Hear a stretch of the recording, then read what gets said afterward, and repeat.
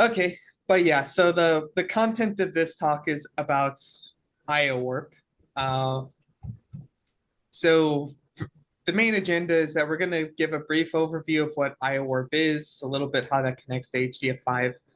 We'll demonstrate our growing set of MCPs for exploring content and deploying scientific software, and we will give an example run of IOWarp.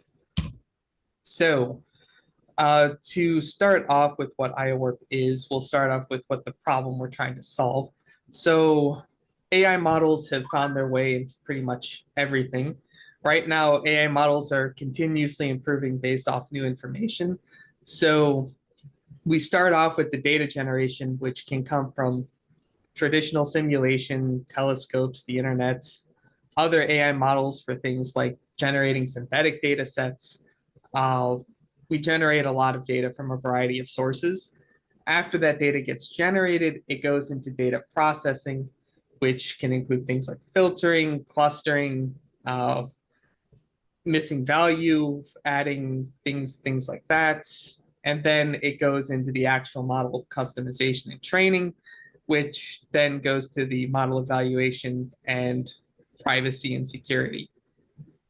However, the main thing with this is how do we efficiently utilize resources to handle the high volume of data movement to accomplish uh, this continuous uh, improvement. So there are several challenges to this. I won't talk about all of these challenges today. Mainly, we'll talk about uh, scientific APIs and performance. So right now, scientific data lacks AI supports, which requires scientists to introspect and understand data manually. And for performance, we are trying to ensure that data and computations are efficiently placed for each different data flywheel phase to ensure feasibility. So to tackle these challenges, we have IOWarp, which is a platform to facilitate the data flywheels. So to explain IOWarp, I'll go through a example, which is continuous weather update. So here we have a producer-consumer workflow where we have a producer prompt P1 that spawns a weather simulation periodically, and then a consumer prompt P2, which analyzes the simulation's outputs. And these prompts are initially submitted to the IOWarp Content Exploration Interface, CEI, for execution. So the Content Exploration Interface is essentially a natural language interface to a system, to a storage system.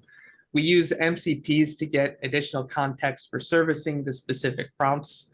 And for the MCPs, the platform plugins interface has a variety of MCPs and AI models to bring AI to science. So for the producer part of this prompt, we have P1, which for this case, for the MCPs, it will build and launch a job spec for the weather simulation using the Slurm MCP. For P2, it's going to parse the HDF5 file, weather.h5, to see if it has any metadata about tornadoes. After the MCP starts, it's going to send this stuff to the content assimilation engine. So the CAE allows IOWarp to interact with a variety of data like HDF5 and data repositories like Globus. And this will convert diverse data into a format that IOWarp's content transfer engine understands into this unified format. So to understand what that means, for the producer phase, the weather simulation that gets spawned will be intercepted using, for example, an HDF5 ball. And the CAE will convert the data from the simulation's HDF5 calls into IOWarp content, which is this light unified format. The reason that we do this is that it enables interoperability between different IO libraries and therefore different toolage. So for example, here we have this example, we have a simulation which outputs data to HDF5, But later on, maybe we want to use a library that's not really compatible natively with HDF5. So for this case, we could use Spark to cluster particles in the weather data sets, but Spark doesn't have HDF5 support. So we could read that same data from a Parquet interface, which is in a similar vein. It represents things as tables and columns. You can represent a multi-dimensional array as a table and then cluster that based on that. For the consumer phase, we're reading weather.h5 to see if the simulation has metadata about tornadoes. It's a similar thing. It'll use the HDF5 ball to actually read that information. However, if we wanted to, if we had a historical weather.h5, for example, that was stored in Globus, we could also consume content about that historical data instead of producing it in the simulation and download it from Globus automatically with the CAE. So we can connect to these different external repositories to have a lot more flexibility and portability to different environments. After both the producer and consumer, for both the producer and consumer, the content is going to get, after it's converted, it'll get stored in the content transfer engine as IO tasks. So after this, we'll go to the content transfer engine, which provides algorithms for organizing data in distributed memory and storage. I'll be mainly demonstrating this today. And the idea is that it's just going to provide these algorithms to make sure that data is placed in the best tier of storage for the IO that's currently happening, for the computations currently happening. And it can go as far to bring data directly to GPUs, which are now the main focus of scientific AI workloads. After the data is placed in the content transfer engine and the context for the prompt is fully gathered, we begin actually executing the prompt by an AI agent. And after that prompt is executed, the response will be given back to the user. So in this case, it would be something like whether or not, a yes or no to whether or not there's a tornado in the data set. So that is a high-level overview of the full workflow that we intend with IOWarp. So now I'll go to a brief demonstration. I think I'm sharing the whole screen, not just part of the screen. Zoom's not making it super clear. Do you guys see my VS Code? No. No? Okay. Let me see.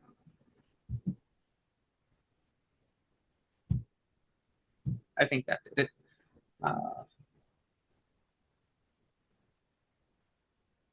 Okay. So I'll start with showing an example deployment of the content transfer engine. So we have a tool called Jarvis, which is used for deploying services and applications. It automatically configures a bunch of parameters, so you don't really have to think about everything. So here we'll create a pipeline for IOR. It will copy strangely because of the whole SSH thing.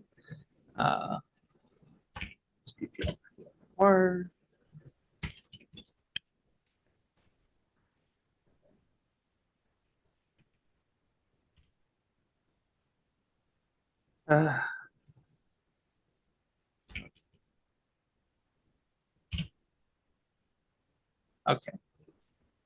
So this is an example of, I don't know why VS Code is copying like this, but yeah, so this is an example of a pipeline containing IOR. And I'll run the pipeline in just a second just to get a baseline performance metric of our storage system.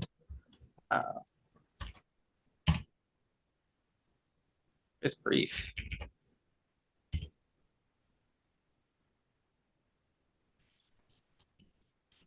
Just making sure that it didn't add two IORs to the same thing. Okay.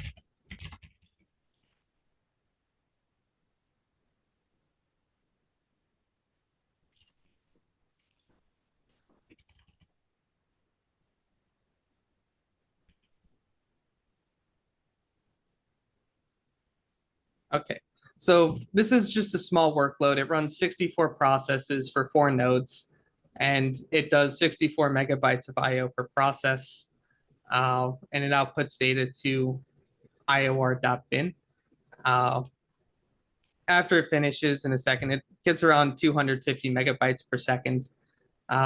It's going to hard drive, so it's pretty slow. This is typically the way that people do IO and HPC. They just dump it to whatever big backend that they have and leave all the intermediate storage alone. So with IOWarp, maybe I'll copy directly from the README itself instead. So in this case, we can, so for the content transfer engine, we can get all these different tiers of storage. So this machine has 3 different tiers of storage. It has NVMEs, SSDs, and the disks. So if I use Jarvis to create this pipeline, it will use IOWarp to mask these different tiers of storage. And we will be able to get the full performance of the system instead of just the disks.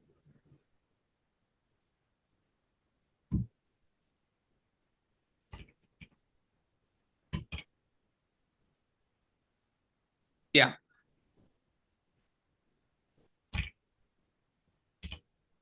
So if we take a brief look at this, you can see that it has a lot of parameters that get automatically set by the system.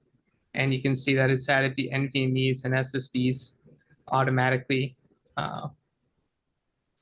Yeah, and it'll make sure that IOR is being intercepted by Hermes. So if I take a run at this pipeline, it'll take a second to spawn because Hermes is a service, IOWarp is a service. And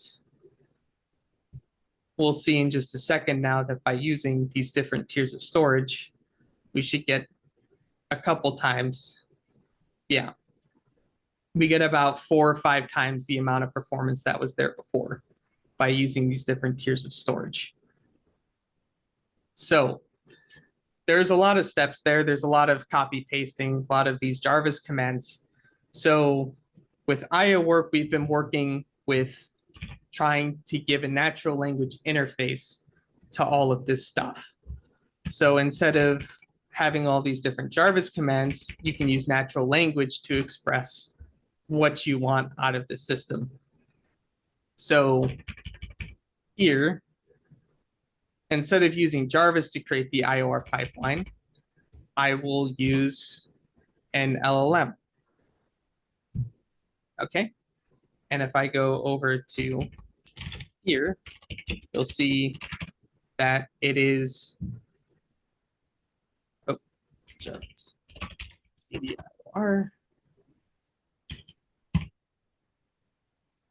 You'll see that it actually augmented the pipeline that I had before because I did not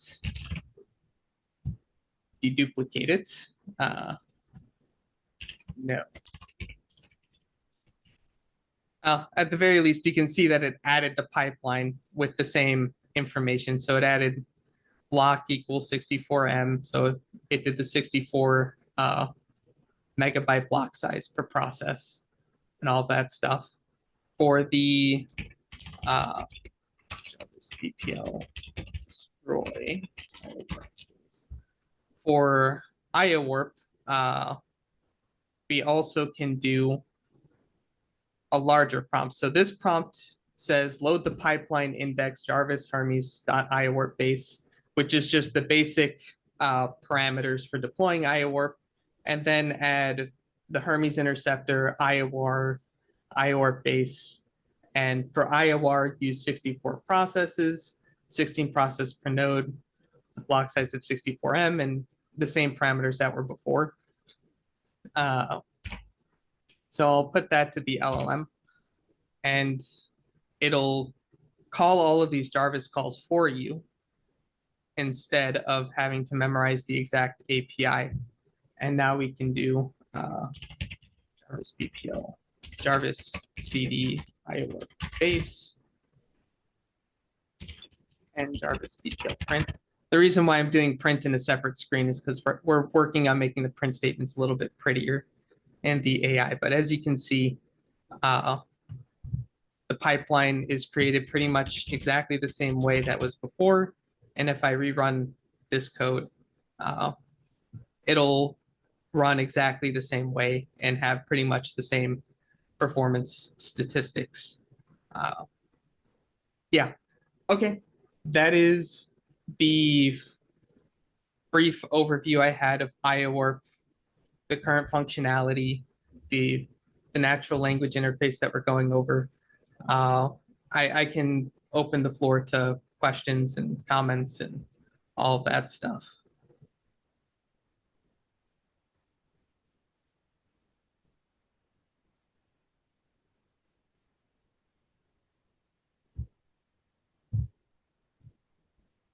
I guess on the previous just Jarvis run, you were getting values of around 900 on that table output, where now you're getting 330s. Uh-oh, you are very correct.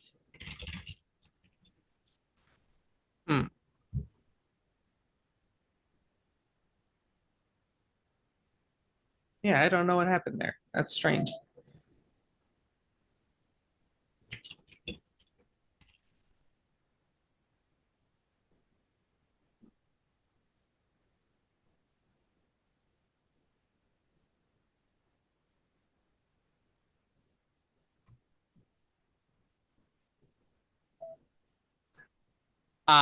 I know what happened here. I didn't look closely enough at my prompt. It's because it's because the include here, I forgot to set the include, so it's not intercepting IOR in that case. If I just do Jarvis conf Jarvis run would equal to this.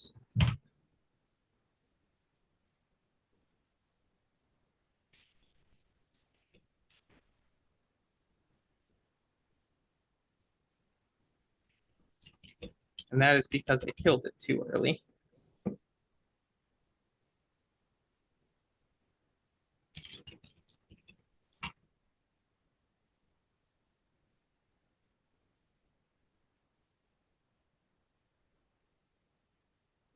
Yeah, it's not 100% perfect the way it is, but it's getting there. Yeah, 3,000. There you go.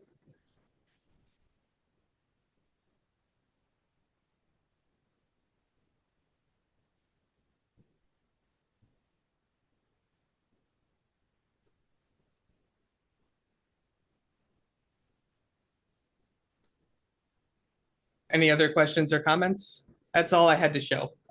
Just a brief demonstration of the system for getting the performance counters and for our preliminary natural language interface for interacting with IOWarp.